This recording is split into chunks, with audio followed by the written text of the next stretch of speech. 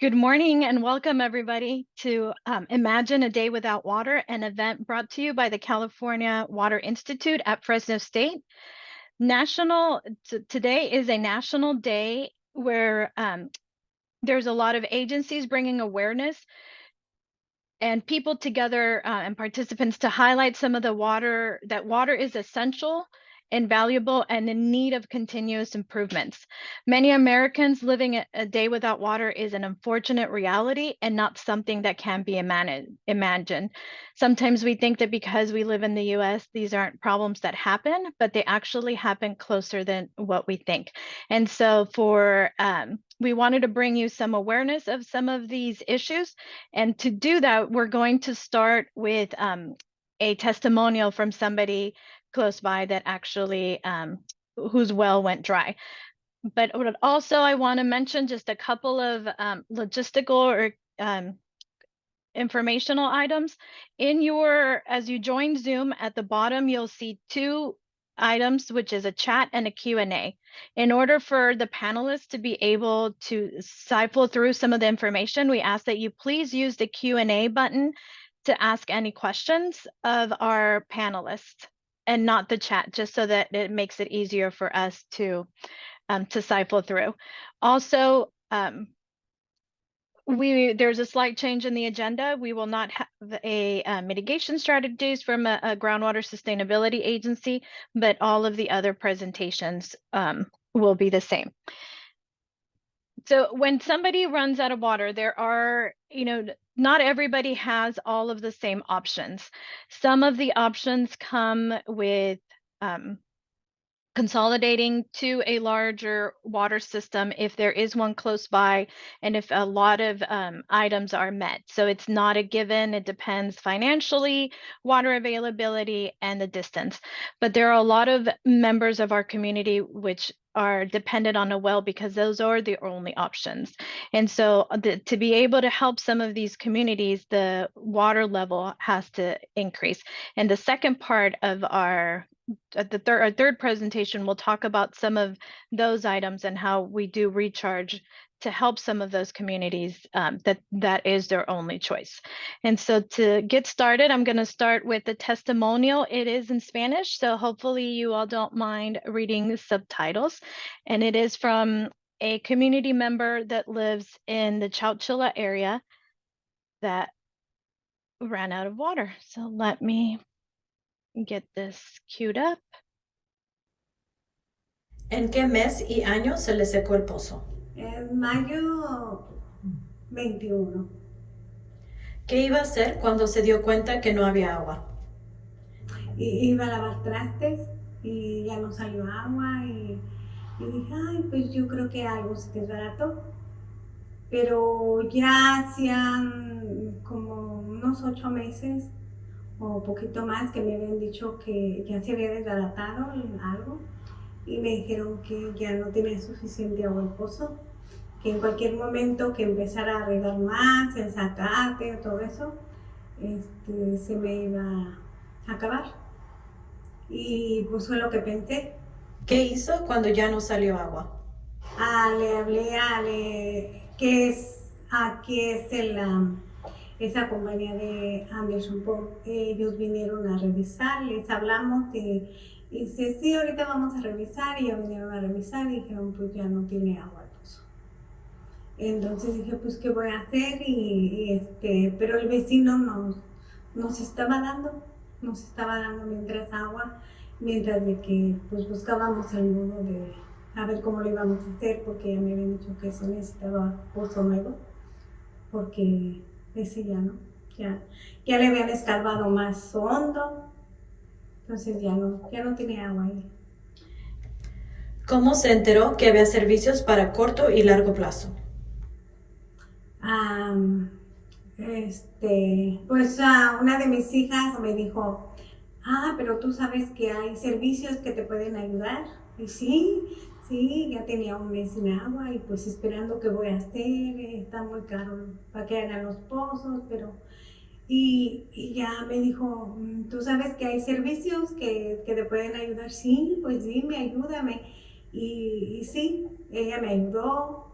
Llené aplicación para servicio de que me hicieran un pozo, que me estuvieran trayendo agua, me trajeron un tambo grandote, viene una pipa, me lo llena cada 8 días, y pues gracias a Dios y a ellos no batallo para la semana porque tengo con la que me traen, pues hago la lucha de ajustar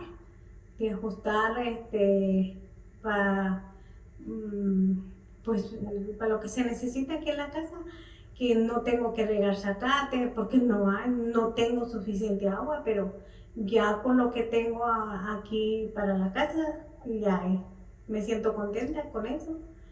¿Has sido aprobada para un pozo nuevo? Gracias a Dios ya me aprobaron para un pozo nuevo, ya nomás estoy esperando que ya me dijeron que en 3 o 4 semanas ya van a venir a hacerme un pozo nuevo y es por el programa, pues, pero gracias a Dios no batallo para el servicio en la casa, sí tengo por el programa. Thank you. As you heard or read from her testimonial, this is a person that lives in the Chowchilla, Madera County area. Her well went dry, and her first thought was that there was a mechanical issue with the well or the pump because it had happened to her once before. And so she's very comfortable with understand pumps because that's who she's dealt with before. So her first instinct was to call them so that they can come check. And so Anderson Pump came over right away and checked, and told her that there wasn't a mechanical issue with her well or her pump, that it was actually the water levels in her pump. And so she mentioned that she lasted about a month before she found out that there were short-term and long-term services that were available. And so the neighbor was actually connecting their hose to her house so she can just have some of her basic needs met. The other thing that she mentions is that, she wasn't worried about her grass, but it was the inside of the house. So the program that she talks about is the Self-Help Enterprises program. And so she applied for that, and they did deliver a tank, and they come every week to fill it up with water. And now she's been approved for a new well, and some financial assistance for that new well. And so hopefully she'll have it here, she says, in the next 3 to 4 weeks. And some of it, imagine a day without water. She's going to wash her dishes, and all of a sudden no water comes out.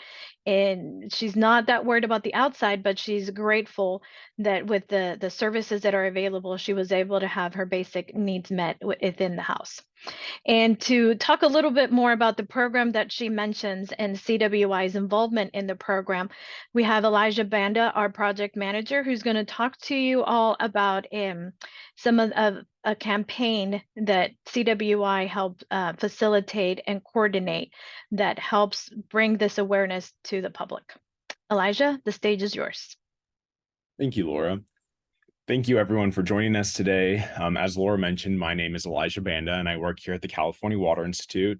And today I'm going to be presenting on our water work group, which is a part of the California Partnership for the San Joaquin Valley. And so, as Laura mentioned, this is a project we've been working on for a few years now. And we have had the pleasure of working with many individuals from various agencies across the valley to kind of help get this program started. And so, without further ado, I'll go ahead and dive into more of the details about this project in particular. So for this water work group, during phase 1 of our program, we kind of focused on an outreach plan, a list of resources, and marketing assets. And so I'll dive into each one of those components, in a deeper depth, but that was our main focus with this group. We wanted to be able to come up with a very clear, clean message as to what we were trying to do, the resources we were trying to provide, and, our target audience, and, just making sure that, as Laura mentioned, there are people, unfortunately, in the Central Valley today that are without water, and they are unaware that there are resources available to them that can help them, get access to water either intermittently or in a more long-term solution, as in the well replacements or things like that. And so the people that we worked with during this project were from the state, from the county, from the groundwater sustainability agencies. There were disadvantaged community advocates involved, as well as nonprofits. And so we had a wide array of, experience and points of views. And so I think that was important, kind of as we were going through this process and developing these resources, so that it wasn't just one person or one group working on the messaging, but it was from a wide range of individuals, and they were able to each provide their own unique perspectives and kind of shape what this outreach plan and resources ended up coming out to be. And so, as I mentioned, now we'll go into each one of the resources that we focused on a little bit more. But first, we developed an outreach plan. And so the goal of that outreach plan was to communicate resources available to residents in the San Joaquin Valley with a private well or part of a small community who had lost access or was concerned about losing access to drinking water due to decreasing groundwater levels. And so this outreach plan is available on our www.mywellwentdry.com website. And it's a few pages, but it kind of goes over the thought process behind developing these resources, why it was a need and why it was pertinent that we address those problems quickly. And then it also lays out the different types of marketing and public outreach resources that were available, as well as the target audiences that we were trying to hit with these resources, so that these resources not only, were utilized once and then done, but that they were able to be utilized continuously and, easily updatable and things like that, so that this messaging could be, spread out over several years rather than just a once and done type thing. And so, in this outreach plan, they talked about our target audience, which is, like I said, the San Joaquin Valley residents that might be affected by the impacts of drought. As we know, drought is an everlasting thing in California. Although this past year we did, experience a very good rainfall, we technically still are not out of a drought. And depending on, what information you look at, you might even be able to see that people are still running out of water, even though we have had an abundance of rain in this past year. And so those problems continue to persist. And so part of that outreach plan, like I said, we also talked about our messaging. We wanted to have a very clear message to share with community members so that there wasn't any question as to what we were trying to provide or the information we were trying to share. And so that message was, has your well gone dry? Are you worried about your well going dry? So, trying to focus on the two different aspects, like one is it's already happened, or two, are you worried that it's going to happen, to try to prevent, future well failure? And then, do you know someone who also potentially could have these same problems? So that there are resources if you are concerned about your well, or if you are out of domestic water, call self-help enterprises like Laura mentioned. They're a great nonprofit located here in the Central Valley that is available to provide assistance to people that have experienced a water shortage. So you can call them at 559-208-1685 or visit www.mywellwentdry.com for more resources. And so that was kind of our intent with the outreach plan. And so this is available on that website, as I'll share in a little bit. But this was one of our key focuses in that phase one of developing these various resources. And so next, I'll kind of give you a very brief overview of the resources that are available. And so this is our www.mywellwentdry.com. And so it can be found, through the California Partnership for the San Joaquin Valley website, but also you can type in that web address that I have listed at the top, and they'll take you right to this page. So again, it talks a little bit about our main message, like what we are trying to get out to the public, as well as some resources by county that I'll go over a little bit in the next slide, as well as a very brief overview of some of that marketing material that we did develop during this program, as well as a link to the marketing materials, so that if you are a person who would like to share the resources that are available, you can click on that link and then kind of go to that library of resources that is available. And so here is just from that same website. If you kind of scroll down on that page, is a snippet of the resources that are available by county. So we were focusing on the counties in the San Joaquin Valley. And so we have an all counties tab that kind of focuses on, the general, anything that is available, more generally in the San Joaquin Valley. And then we also have resources by county that are more specific to those county areas and that, provide assistance within that county boundary, essentially. And so we have it broken up by Stanislaus, Merced, Madera, Fresno, Kings, Tulare, and Kern. And so if you click on any one of those pluses, you'll see a very similar layout to the Stanislaus, for example. So we list out all of the different resources that are available, the organization name, website where you can get more information, as well as a phone number. So if you clicked on Merced, you'll see the very similar thing, Madera, the same thing, and so forth. So again, we wanted to make it as easy as possible for people to find resources within the areas that they were living so that they didn't have to do that research, do the research. And, some people in that process do kind of get discouraged because it can be hard to find those resources. So if we put it all in one place, we were hoping to make that process easier so that they didn't get discouraged and that they had those opportunities to find everything in one place. And so our next portion of this outreach campaign was our marketing assets that we developed. So this group worked very hard on trying to make the messaging as clear as possible and also be able to be utilized by a wide variety of agencies. So this is an example of a flyer that was developed. Again, it has a very clear message, the resources that are available, a link to our website, as well as a QR code if you were, hoping to, just pull out your phone and scan it and kind of be taken to all of those resources, as well as a phone number for self-help enterprises. And then one of the things, as we were talking to our various stakeholders in this outreach campaign, was that we also wanted to be able to make this outreach material universally, usable, essentially. So that blank space under the water is essential. That's an opportunity for companies or organizations to input their own logo so that community members, if they're unsure of the partnership, then they have familiarity with that organization that's blasting these resources. So like I said, so the flyer was an essential piece of developing these resources, but then we also had resources that were available for smaller advertisements in the paper, on social media, things like that, or the radio, or so we wanted to make sure that all of that messaging was very clear and concise and can be utilized on a wide variety of platforms.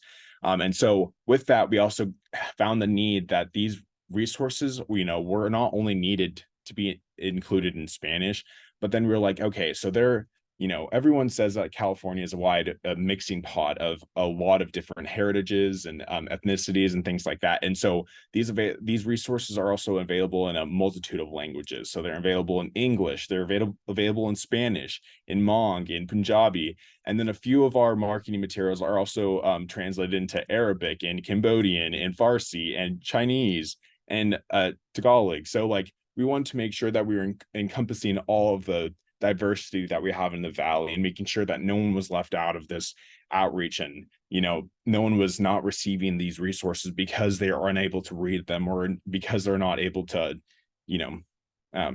get that service. Sorry. And so that was an important piece of what we thought this outreach campaign needed to also include as well. And so this is just a very brief overview of the information that we have developed and we have shared again on our www.mywellwentdry.com website. And we hope to keep utilizing this and updating it as needed to make sure that everyone who is without water or who could potentially be out of water continues to receive resources and know that there is help for them in the long run. And so that is the end of my presentation. I just kind of wanted to share the resources that have been developed so far. And so I guess we are open to questions technically. Yes, Elijah. So I see one question and it is directly more towards the testimonial. So I can answer that question. And then anybody else, if you have questions about the campaign that we did that Elijah just presented on, feel free to add your questions to the Q&A at the bottom of your Zoom screen.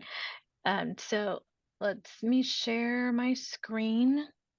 So the question is from AJ, if why would a well go dry? And so if you see, let's make sure, are you seeing the picture with subsidence in it? Yeah, thank you. Okay, so this is not a specific picture of a well, but it includes it in it. So I want to use that as an example. So if you see here, here's a well that is pumping water from the ground. The brown is where there's not enough water because it's already pumped out. And so most of the water is down here. And so as we use, and not just the testimonial, the home from the testimonial, but others around them use and pump that water, this entire level will continue to go down. And so it goes down so far that it no longer reaches where the pump and the well end to pull out more water. And so in that case, at times, just depending on the structure, the location of the well, and many other factors, a well can be dug deeper in the same location. In this case, with the testimonial, what we heard was that she was told that that well, they were no longer able to extend it and go any deeper. And so in that case, they need to put in a brand new well in a deeper area. So what it means that it went dry is that the water level went down so far that the current well is no longer able to reach it. So thank you, Elijah. And so what Elijah, the project that he mentioned has both short-term and long-term resources available to some of the people in our communities that don't imagine running out of water, because they actually did. And so when they do temporarily run out of water, as we mentioned or as Elijah mentioned, they'll bring out tank bottled water and some information for urgency so that they can continue their everyday life. But some of them, there's also financial assistance for a new well. But some of these communities are in areas that are close enough to another community that has a water delivery system and is able to consolidate them or connect them to the public water utility. And we want to make sure that we are helping all of these people that run out of water with the long-term solution. You know, self-help enterprises is amazing and they'll bring water, but I'm sure that they don't want to do that year after year. And so to the same home. And so we want to make sure that that home has, you know, the urgency is now, and let's take care of the short-term need, but then how do we work with that community member for a longer term solution so that they're not going through this again in a few years. And so to tell you just a little bit more about consolidation, and a project that the California Water Institute did a few years ago was a feasibility study for a regional consolidation. And so let me share my screen. And so this study was done in 2020. So some of the financial dollars that are in there are probably no longer applicable, but we want to show you that at that time when we reviewed the finances available and what the cost was to do something like this were, so that you can kind of see the economies of scale. And so, you know, there are, like, why do we worry about water, and what are some of the things that, you know, make us think about some of these things? And so the first one is in 2012, the Governor Brown signed a bill that said that everybody has the human right to water, and the right to safe, clean, affordable, and accessible water adequate for human consumption, cooking, and sanitary purposes, which is what you saw from the testimonial. She wasn't too worried about the outside of her home. She was worried about, what do I do inside, washing her dishes and just the everyday home information. Then in 2015, also Governor Brown did another bill that authorized the water board to work with certain water systems that consistently fail to provide safe drinking water. and to consolidate them and to receive an extension of services from another public utility that was close by. And then once again in 2019, this time Governor Newsom signed a bill that was authorizing some money for Safe and Affordable Drinking Water Fund to help with some of these things that included operation and maintenance, replacements of water, and some consolidation. And so what is a public water system? That, here are two examples. We gave you more of the generic California numbers, and then we specifically went to ones that serve the San Joaquin Valley. So in California, there are 39.6 million residents at that time. And out of those, there were 7,897 total water systems. Those numbers could have changed since then. And so there are two different types of water systems. In this case, we were looking at how many of those serve 1,000 people or less, and then how many of those serve 100 persons or less. So the smaller water systems versus the larger water systems. So if you can see here from the 7,000 water systems, out of those 67 serve less than 1,000 people, that means that only about 1,400 of those are larger water utilities. The majority of them are on the smaller scale. And that's for all of California. Now we're looking specifically in the San Joaquin Valley. And in the San Joaquin Valley, there was a total of 1,976 water systems. Out of those, 1,768 serve 1,000 people or less, and 1,000 of those serve 100 people or less. So more than half of the public water systems serve 100 people or less. So they're more on the smaller size of the water systems.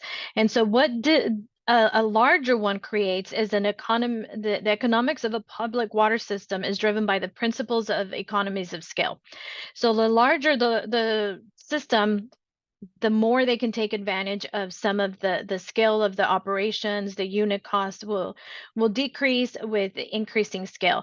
So yes, the more people you serve, the bigger your system needs to be, the more maintenance, but the price of that and the unit price is divided up by a lot more people. So it does create more economies of scale. And to kind of show you some of those, we did a comparison in small water system with less than 29 connections, and then one with the city of Fresno. So the monthly meter charges were reading, or the charges to the community members were about $26.74 a month for a small water system that has about 29 connections. And so a connection is just a point from the city to whether it's a home, a mobile home park. So the main entry point of the water service into a community or a home. And so the same for a city like Fresno, which has a lot more connections, their monthly meter charge is actually $13. And so it's the larger your connections, the smaller the monthly fee is.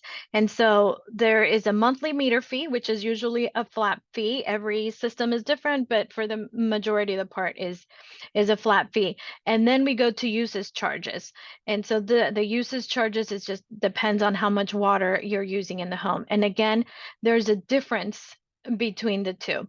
And so in this case over here, we're using as a comparison the same water use for a total water bill at with using this much a day, or for the month. A small water system would have to charge a home or the entry point about $40 between the flat fee and the usage water for the same amount of water used, whereas the city of Fresno can charge 23 because of the economies of scale. And so as it gets bigger, as you can see, the numbers do increase, but also the example remains the same, that the larger the system, the economy of scale are there. There's a lot of things to consider when consolidating. Dollars is not the only one, but in this case, we're just showing you one of the consideration factors is an economy of scale to bring the price down per community or per home. And so what are some of the categories that we looked at that required attention when we did this study? And so we were looking at two different items. One, a disadvantaged community served by a regulated public water system, which had about 15 connections. So there were either a very small water system, or they were a DAC served by individual on-site wells, as was the case for the testimonial. And then there was a very emphasis or focus on the drinking water. So the water quality, is there enough, is the quality good? Is it meeting California water standards? And then the quantity, how susceptible are they to droughts? And then other considerations like land subsidence. And then we looked into what are some of the characteristics of the small water systems. And so they're generally located in rural portions of the state, such as the San Joaquin Valley. They're generally populated with low income or fixed income residents. They have limited water system related technical management and financial expertise, and they have limited capacity to generate revenue to support the capital projects and the ongoing operations and maintenance because of the economies of scale. Oh, photos didn't come. So individual homes or a small community. And so Fresno State looked into specifically the city of Fresno and which communities or homes or individuals were within the vicinity, maybe not within their service area, but close enough that they, with additional infrastructure, they could connect them. And so we looked at all of these different areas that are connected. Some of them, as you can see, are mobile home parks. Some of them are like a convalescent home. There were a few schools. So they're close enough, and they're having some concerns, or the State Water Board has some concerns about their vulnerability. And so as you can see, the majority of these, with exception of a couple of them that had at that time MCL violations, which could have cleared by now, but at the time the majority were single well vulnerability. And so what that means is that there is no backup. So for example, if electricity goes out at my home, I still have access to water because it's not a pump within my home that is pumping water to my home. And so it doesn't need electricity. So as long as the city has electricity in key areas, they can still provide water for the community in those cases. And so in this case, there is only one well. So one, if that well all of a sudden fails, there's no water to that mobile home park, that convalescent home, or that elementary school. If there is all of a sudden a plume of contamination that goes underneath and it's tested, they have no backup. And then if there's electricity failure, there's no backup. And so part of the concerns from the State Water Board with these communities is that there's vulnerability that they can have for providing those services. And so they were close enough to the city of Fresno that Fresno State did a feasibility and technical study, a feasibility study analyzing the technical and financial benefits of connecting them to the larger water system, which was for the city of Fresno. And so what is the process for doing a consolidation process? And so the first one is conducting a feasibility study. You just want to know, is it technically, operationally, financially feasible? It's the preliminary go, no go decision. In later steps, it needs more in-depth studies, but the feasibility study is a very preliminary one. Then you have to negotiate a service agreement, especially if it's outside the service of the water system, but close enough.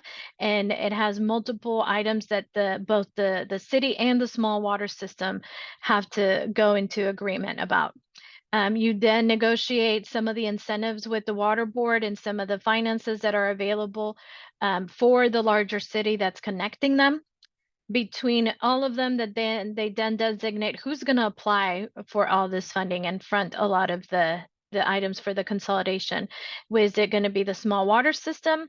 Is it going to be the city of Fresno? Or sometimes it's an agency like Self-Help Enterprise that can provide some of the technical support. So there are options for who is the lead applicant depending on the capacity of that agency. Then you conduct a preliminary engineering, a technical assistance grant. So it's the preliminary engineering planning, and there was at that time grants that would help with this process to analyze and do the preliminary engineering. And then at the end, you conduct the final design, the service during the construction, the startup testing, and then the project closeout. So those are kind of a few of the steps that would take to connect a small water system to a larger one. And so at the time, as I mentioned, this was done during the 2020 year.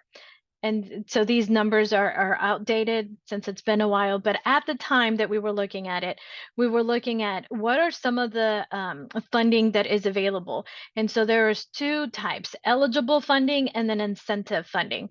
And so the eligible funding is funding that they would cover the cost of something. Incentive funding would be there to help the larger water system, incentivize them and help them to be able to consolidate the smaller water system. At the time, in that fiscal year, the eligible funding was about $30,000 per connection, but could be increased if there was a regional benefit with another increase of 45,000. And then, the regional benefit was the 60,000, and then the deputy director could authorize additional one if there were like certain things met. Some of the examples of the incentive funding was to be able to do eligible for principal forgiveness or grants funding to the larger water system, or even loans that were 0% interest and to finance the construction of that project, or that would benefit specifically the small water system or the consolidation of the system. And so we looked, here's an example of why we did it this way as the difference between a regional consolidation versus individual consolidation.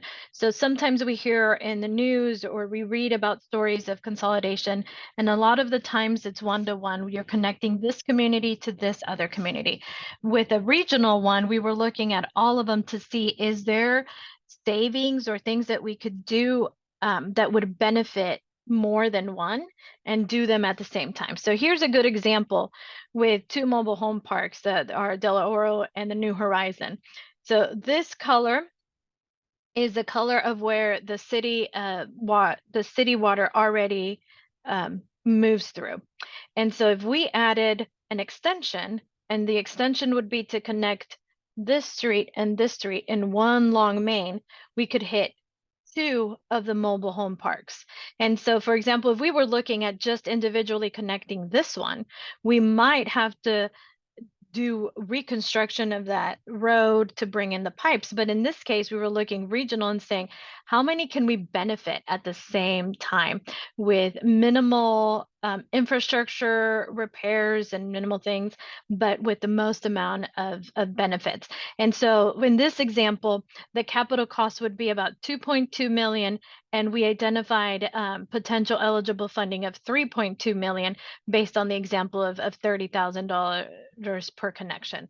And so in this case, connecting the two was financially feasible with the state funding that was available at that time. Now, if they had been done completely alone, oh no, this one is based on where we got these numbers based on the number of connections from each of the mobile home parks. And then we also looked at some of the secondary assessment. One of the requirements of a larger water system is that they have to be looped or be able to provide water from multiple locations, so that if there was a break main here, let's say, and there was only a one way to get water to Del Oro, and there was a break, that meant that they weren't able to still get water. And so the idea is the looped connection available and feasibly and financially feasible. And so that means that in this case, water can come from two different locations. So if there's a break main here, water will still come from this side. If there's a break main here, then water will come from one of the other sides. So it's looped to ensure that water's constantly looping, and there's the ability to provide a backup. And so then we looked at individually every single one of them and the finances and what would it take. And so as you can see from here, the funding that was available at that time was about 38 million because of the connections for each one. If we did a looped connection, this is the price that it would cost to do a looped connection, the infrastructure needed to connect them into a looped connection. Then the total demand in gallons. So it is not only the price for all of this is not only exclusive of the infrastructure, but the actual water that is needed for them. And so there's a total demand water fee, and then there's a water supply. Is that water available, and when we make it available, and then a water capacity, and then what the estimated total water charges would be. As you can see from here, the looped connection would cost about 16 million, and it would provide about 97 million gallons of water for the demand. Then the water supply fee is about 1 million, and water capacity about 3.5. And so if we add these up, about 17, 19, it is about $21.4 million to do consolidation of all of these to the city of Fresno. They're close enough, and it would cost about that much. At that time, because of the funding that was available, we identified that there would be enough funding available from the State Water Board to cover the $38 million that were available. But because of its regional impact, only 21 million would be needed. And so that was part of, one thing. There's a lot of considerations. If you look purely at the numbers and you're like, oh, these communities are going to be connected, they no longer have as many vulnerabilities. There's an economy of scale. They're gonna potentially save some money. There were still considerations on both the city of Fresno and the small community that they had to consider. And so one of them is the Prop 218 limitations. So the city has some limitations on if you using and subsidizing some of that money that your current constituents pay to benefit others. So there was some requirements there that they had to ensure that they met. And then do they have the funding and the cash flow to support some of these and then get reimbursed? The second one is the water system capacity availability to accommodate the new connection. They're also subject to SGMA, or the Groundwater Sustainability Act, and being able to be balanced. So is the water demand that the small water system going to bring, is it going to increase some of that information? And so is the water even available to add these new communities? And then can the infrastructure capacity meet the demands under all of those conditions? And then they also had to look at other items like, will the consolidation still comply with all of the city standards? Will the water be metered? So these were more of the considerations for the small water system, that they didn't have some of these rules before, but now they did. Some of these were not metered, and now they had to be metered. And then some a couple other options that they had. Now, on the case of the small water system, there was some considerations and obligations that they had to take a look at. And so one of them, the first one was just change. Do we stay as we are? The second one was just rates and restrictions. We were looking at that time about $2.33 per gallon, and then the price of the master meter. So if you are an individual that gets their water from your own well, you might think, well, I don't have a water bill. But you still have expenses, water-related expenses that are incurred because of electricity, maintenance of that well, the pump, if you're going to need a new well. So you still indirectly had a water bill, but it wasn't specifically stated. And so now you were going to get a specific water bill. And you probably didn't have restrictions on when you're irrigated outside, or if there was anything different, where now the city has, odd numbers irrigate outside on these days and even numbers on these. You didn't have that when you were with your well. You might have to abandon your current well, because you could say, well, the city will provide me water, but I want to keep my well to irrigate outside, or the garden. So you might not have that option. So it's all part of the negotiations. And then you might have not been metered before, or now you're going to have to be metered.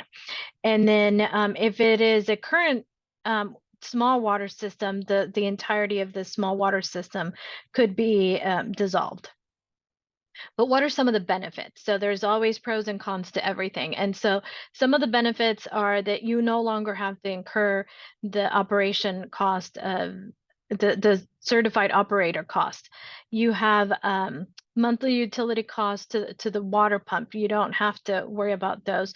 You no longer have to do water sampling, because the larger water system will worry about those.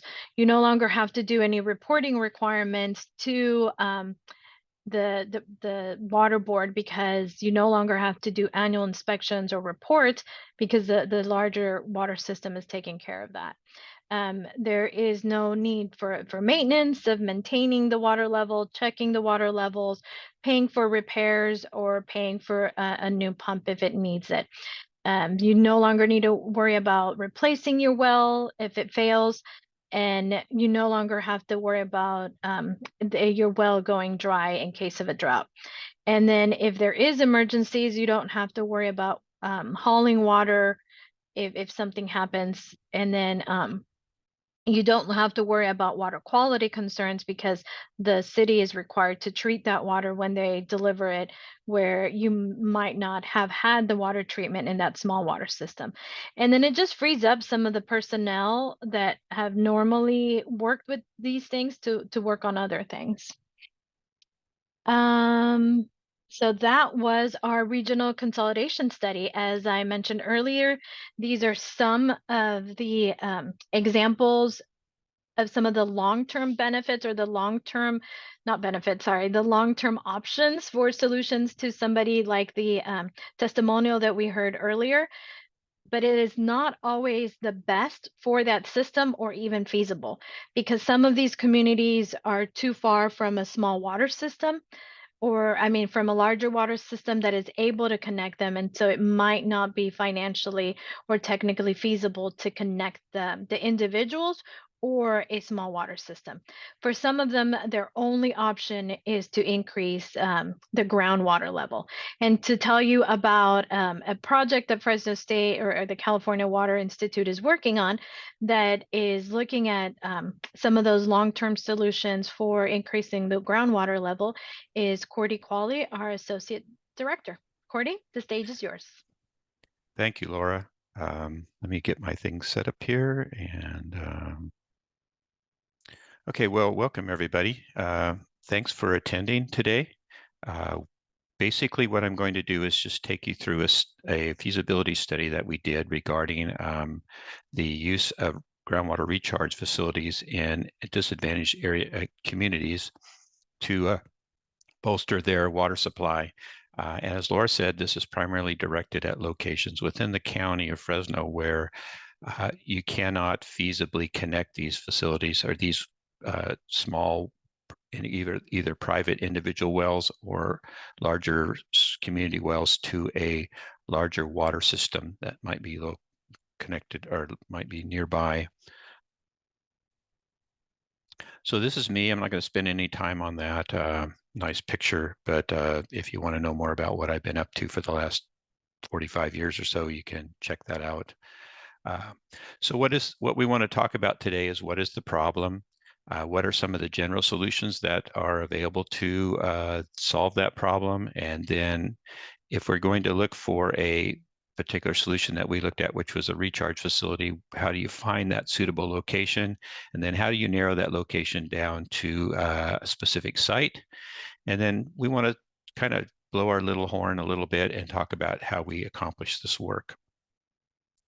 So the problem is that we've had declining water tables in Fresno County, which has dried up domestic wells. So AJ had asked, well, what happens? And Laura had explained as you pump water out of the groundwater table, if you pump it faster than it can recharge, the groundwater table drops. I'll show you a picture of that in just a minute. And at some point, it may drop below the bottom of the casing of your well. And at that point, your pump will no longer draw water out into the well from the ground, and you have a dry well at that point. Disadvantaged communities, most of them in the Fresno County rural areas depend on groundwater for drinking water. It's usually of very high quality, and it is very easy and inexpensive to obtain relative to a fully constructed water system. But as we said, it does have this vulnerability of to dropping or decreasing groundwater tables. Also, as Laura had mentioned, it's hard for rural communities that are disconnected from the larger, or too far away from a larger community like City of Fresno or City of Clovis to consolidate, so that they're pretty much an island out there on their own. And as Laura pointed out, that without water, these communities are missing a fundamental human right to water, which was declared by the state of California legislature. So California has on record as basically saying that you as a human have a right to water, and the state will do as much as it can to provide water to you if you're short. Okay, sorry. So just for kind of a refresher, what is a water table? Well, a water table is that upper hydrostatic level of where the soils are saturated. So you can see in the brown area here, this is what's called the moisture area. It's the vadose zone. It's below the root zone, but it is not saturated. It still has moisture in it. But once you move below the groundwater table, the soil is saturated. That means all the sort of pore spaces between the soil particles are filled with water. And we show a clay layer here, which is basically just an example of what you often see in the San Joaquin Valley, where you have an upper aquifer where there's water available, then an impermeable clay layer, and then a lower aquifer, and sort of a kind of a looking at stratigraphy, as we call it, in the soils below our feet. Also, here is just kind of an example of where the disadvantaged communities are in Fresno County. And you can see that pretty much Western Fresno County is all designated as a disadvantaged community. Just for your kind of geographic reference, the Fresno County is here, and you can see the city of Huron is down here, and the city of Firebaugh is here, and then sort of this Western Fresno County area. So what are the possible long-term solutions if you have a well and it goes dry, or you're in a community system that's having problems with access to water? Well, you could consolidate, as Laura had just discussed, with a larger community if that is available. You can also redo your wells. You can drill a deeper well. Or you can work on the other end of the equation, which is to improve or raise the groundwater table. And that's pretty much what we're going to talk about for the rest of this presentation, is how can you do that, raise that groundwater table. And one of the reasons we might think about that as a solution is because you can note that the large area of Western Fresno County is all disadvantaged. And so you have these private wells and maybe smaller community wells distributed throughout that large area that is not adjacent or close to any larger water system. So the next possible solution is to drill a deeper well And if you can't do that, then possibly another solution is to raise the groundwater table through groundwater recharge. And that's what we want to sort of focus on here. So the basic assumption that we're using here is that a groundwater recharge site close to a disadvantaged community will improve their access to groundwater by recharging the groundwater, raising that groundwater table back up so that they don't have to drill a new well, that the water table will be high enough that their existing wells will be able to access the water within the ground. And that ongoing groundwater recharge will have a positive impact on groundwater tables, i.e. they will raise and also bring about higher water quality within the groundwater. These are not bad assumptions, but just the fact that you have, because of the changes and variability in soil, it doesn't always necessarily mean that groundwater recharge at this location will benefit it, that adjacent area. Just want to point that out because there are a lot of things that happen once you put the water in the ground and where it goes. But generally speaking, these are good assumptions. Okay, so how do you do this whole process? The way we attacked it was to use the geographic information system, the power of that software, to take a lot of criteria that we can represent geographically, overlay them kind of in a series of overlays, and then use that to filter out locations, areas that are what we think meet this criteria the best, so that we can select those areas as the prime targets for investigating more localized sites for locating a recharge basin. The way you do this is you create these overlay maps, and we'll look at a few in just a minute. You find the intersect of those particular criteria, and you give them a score. And as you add up the score of each area, you'll find that some areas rise or create higher scores, and you now have a sort of numeric way of looking at a site that says, or an area that says it is more feasible than maybe another area. This GIS work was done by CWI's R&E staff and Dr. Xiaoming Yang, who is the director of the Fresno State GIS Laboratory at the Fresno State Library. A lot of work went into this. I can say this very quickly, what they did, but you can imagine that this takes a lot of research and a lot of extraction of information in order to create these GIS layers and intersect them. So how do you score these things? Well, you set up a priority for scoring. And so the way we ranked this in our study was that the proximity of something to a DAC was was a high priority. In other words, we were at our whole focus of this work was to help disadvantaged communities by increasing the groundwater availability. So that was a high priority. Also, so these are sort of distributed populations, but what we wanted to do was also serve the highest density of population as we possibly could within these DAC areas. And then the next set of criteria had a lot to do with the physicality of the location. So what was the soil type? Did it have a relatively high infiltration rate and percolation rate, meaning that we could move the water into the soil very efficiently? Is the land fairly flat so that we don't have a lot of change in elevation across it, which means we can install a recharge basin without too much trouble? Is the depth of groundwater significant so that we have filtration between the water as it enters the soil until it reaches the groundwater table? Is the groundwater quality within this area reasonable so that we're not just sort of when we add water to a groundwater system, we are diluting the contamination that might be there. But if the contamination is too high, we simply can't do any good to we simply can't dilute it enough. Land cover, we would want to be imposing on other uses that are already there. So we want to avoid sites that are housed or might be mature crops, that type of thing. And so those are some of the things we looked at in terms of the physicality of the site.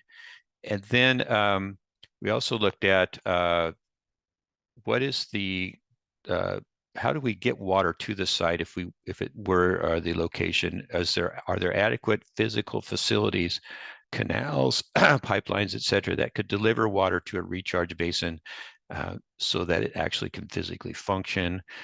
So those are sort of infrastructure issues that we we had also investigated. So I'm going to show you just a few slides here of what were some of the criteria that were measured or overlaid as we looked at this GIS information. And one of them was well density. And you can see here that on the left-hand side here, well density is shown in these different colors. So the lighter color were low density areas where there aren't a lot of wells. And then as you move to a more darker color, the well density increases. On the right here, you see a overlay of lands that are being presently actively used for farming. And so one of the things we would want to do is avoid taking land out of production. So we want to sort of try to figure out if we can avoid that. So knowing where those actively farmed sites are is important. Well density mapping is also shown here. So the lighter colors, the gray colors, are low well density. As you move towards higher densities, meaning the wells there are more wells per acre, if you want to put it that way.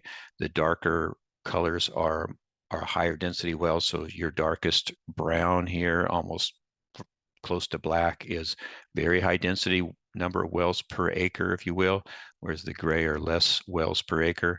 And then on the right here is just sort of a show of what were the location of water delivery facilities, i.e. that infrastructure that's needed in order to deliver water to a recharge site, so we can actually put it in the basin and do recharge work. If we don't have a canal or a pipeline facility that conveys water adjacent or close to a recharge basin, then we need to either extend that facility to the site, or the site isn't probably, or the area isn't very feasible.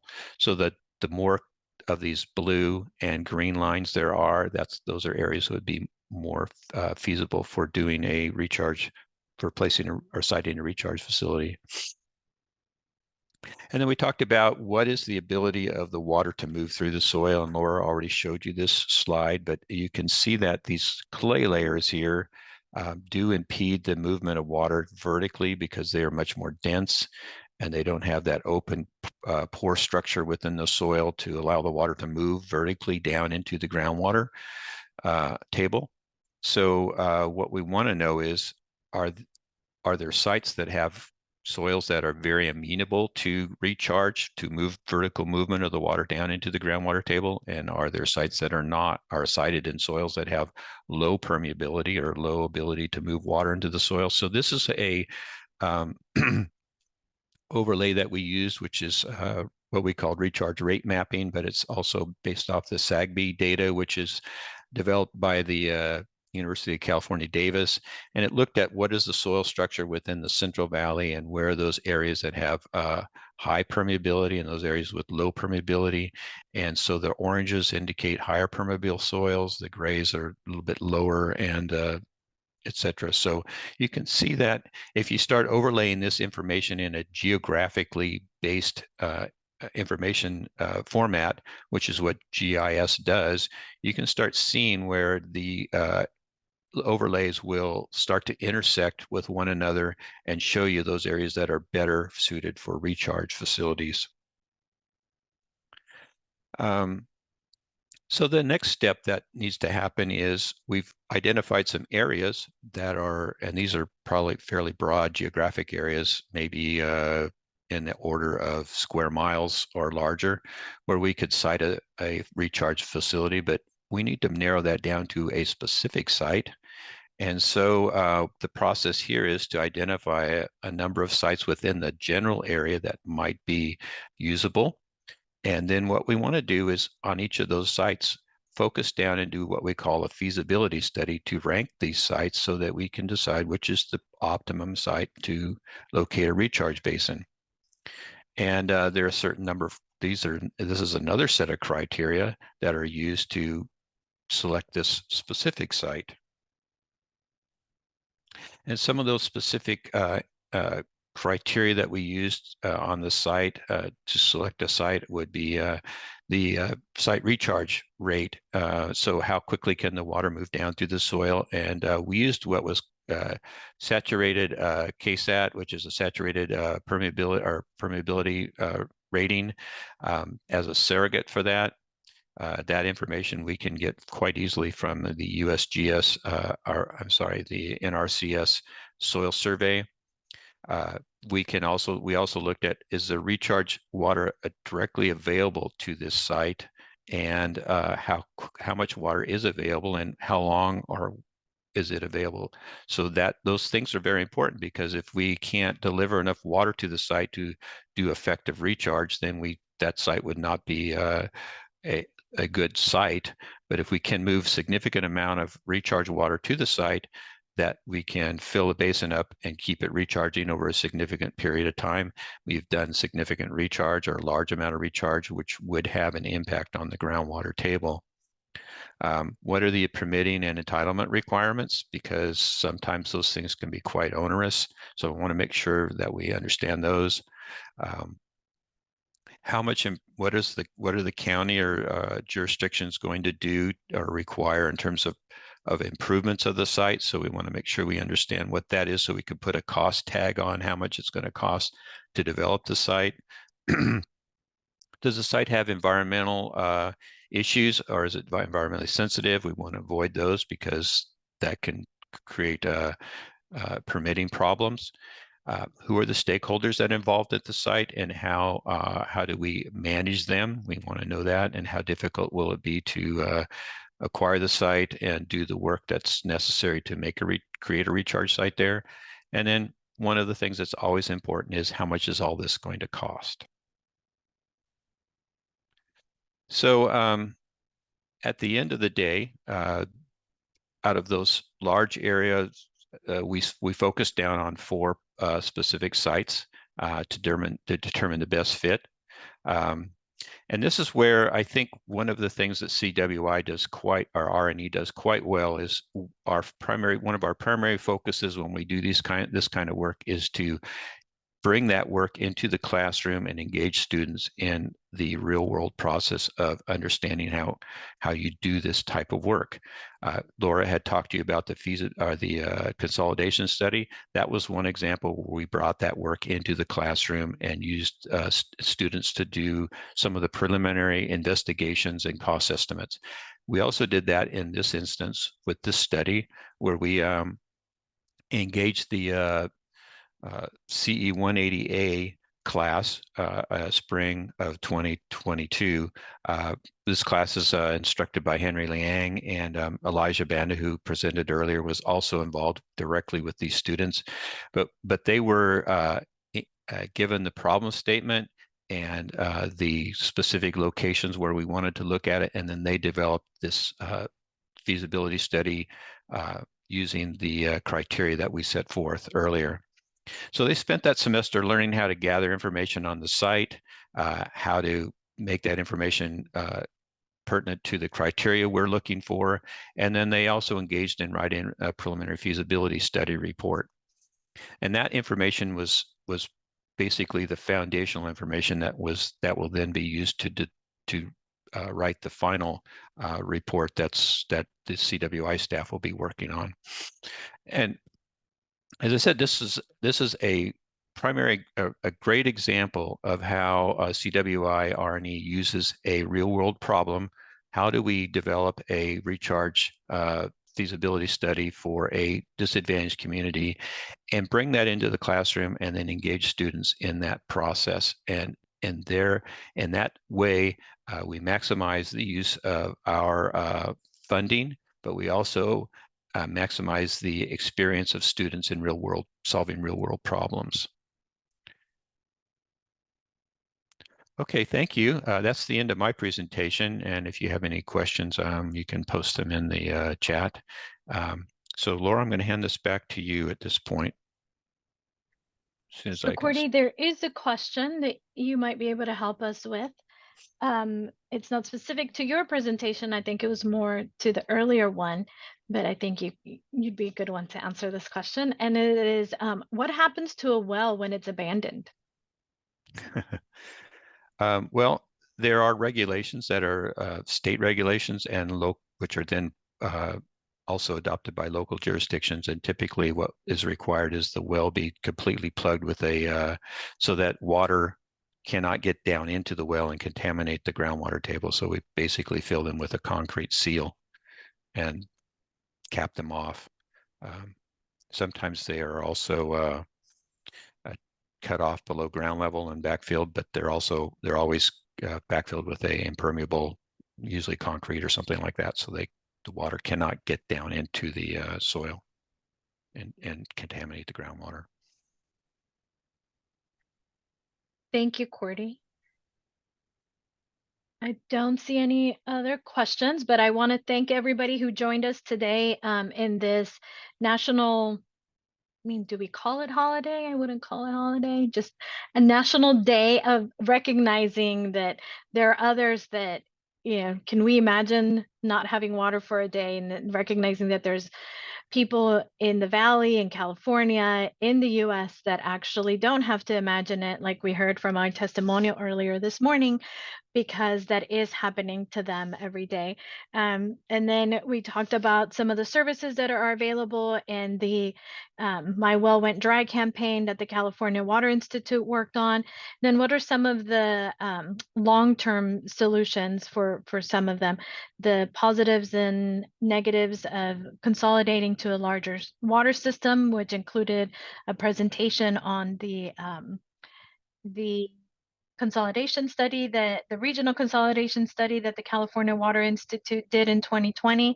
And then lastly, some of those communities don't have the option of connecting to a larger water system and be able to take advantage of the economies of scale because of their location. And for some of them, the only option is to raise the groundwater levels. And for that, we have we talked about our feasibility study with a focus on helping those specific communities. And so I want to thank you again for joining us today and learning what the California Water Institute is doing to help some of these communities for helping us bring awareness today. If there are any additional questions that you come up later or that you weren't able to ask, my email is lramos@csufresno.edu. You're welcome to email me. The question is for Cordy or Elijah. You're still welcome to email me and I'll funnel it to them. If you joined us today because you got an email from our listserv, thank you for following us. But if you got an email from somewhere else, you saw it on the website or learned about this event today through another way, if you scan the QR code, it'll take you to the location to sign up for a listserv. And we hope that you are able to join us in future events. Once again, thank you, and we will see everybody in future events.